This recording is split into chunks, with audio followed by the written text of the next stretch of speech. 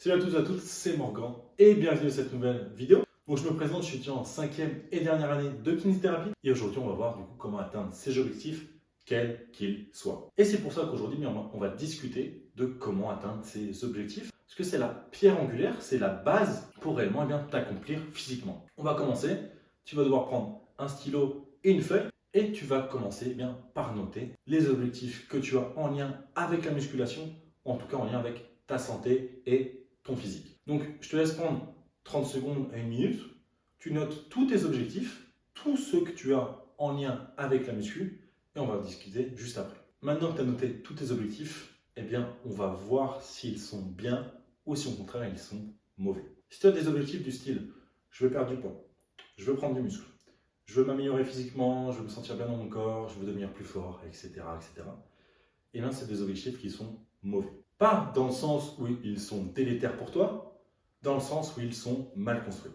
Et on va voir pourquoi. Si tu définis mal un objectif, eh bien, l'atteinte de ce dernier va être beaucoup plus compliquée. Ce qu'il faut que tu fasses, eh bien, c'est d'avoir un objectif qui est plus spécifique. Pour cela, on va utiliser la règle SMART.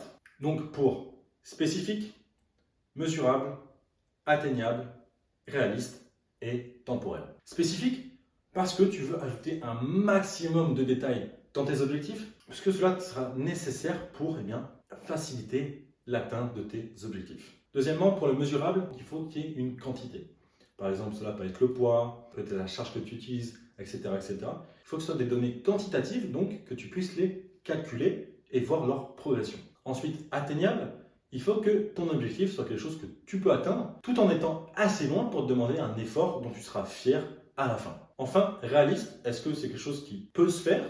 Au contraire, c'est quelque chose d'assez extrême où tu auras énormément de difficultés, voire même ce sera impossible à réaliser naturellement. Enfin, temporel, il faut que tu te mettes une deadline.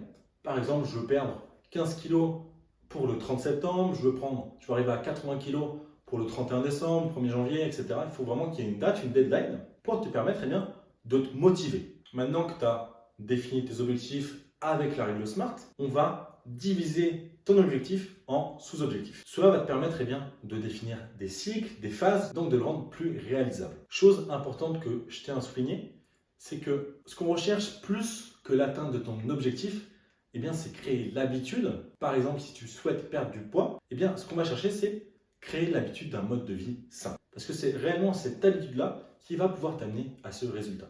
Maintenant, on va voir qu'il faut que tu notes les raisons pour lesquelles tu souhaites atteindre ton ou tes objectifs. Maintenant, on va voir les 3 derniers points pour te permettre d'atteindre tes objectifs. Premièrement, c'est comme dans l'étude de Pavlov, intégrer un système d'effort-récompense. Par exemple, tu souhaites pour perdre du poids, rajouter une séance de sport en plus ou en tout cas une action que tu vas faire quotidiennement ou presque qui va te permettre d'arriver à ce résultat.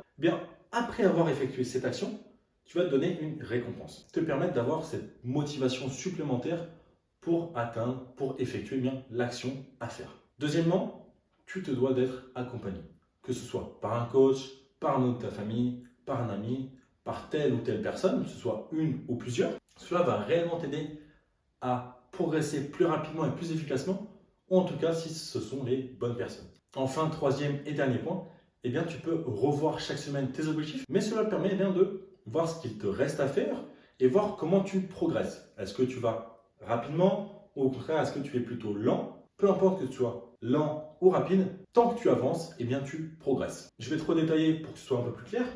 En 1, tu dois définir tes objectifs via la règle SMART.